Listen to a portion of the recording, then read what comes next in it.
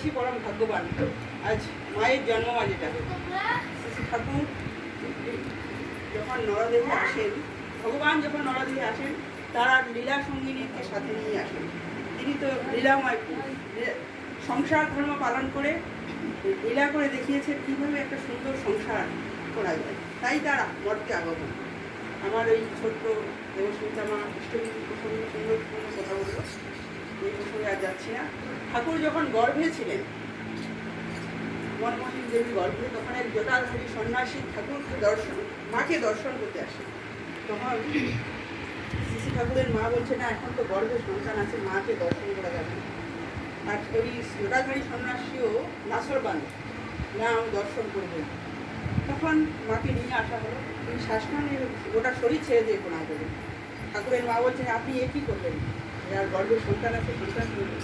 তখন সেই সন্ন্যাসী বলছেন, মাগো আজকে আমাকে আটকাচ্ছেন, একদিন গোটা পৃথিবী তার চরণতলে মাথা দেবে, সেদিন কয়টা মানুষকে আটকাবেন?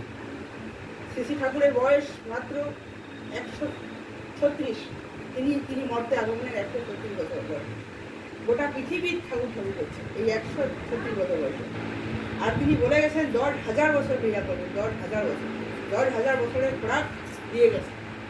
সৎসঙ্গের যে পতাকা উত্তোলন হয়েছে, পৃথিবীর কোনো শক্তি নাই তার আটকাবে। একটা সময় আসবে বন্দে পুরুষোত্তম ধ্বনিতে পৃথিবী মুখরিত হয়ে যাবে, সেই দিন আসতে চলেছে।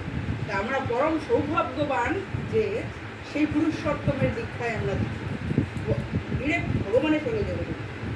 নাম আর নামই অভেদ, যেই নাম সেই কৃষ্ণ ভজনিষ্ঠা করি, নামের সহিত আছেন আপনি ছিল। ওই নামের মধ্যে পৃথিবীর সমস্ত রহস্য লুকিয়ে আছে। যেদিন আমার দীক্ষা পাই সেদিন 4 অক্ষরের একটা নাম পাই।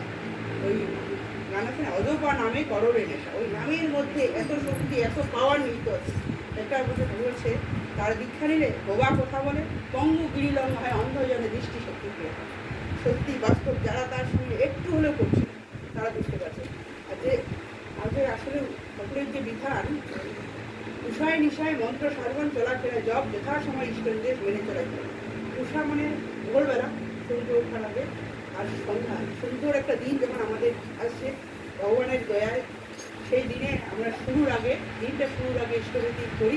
তার আগে অন্তত আধা ঘন্টা নাম ধ্যান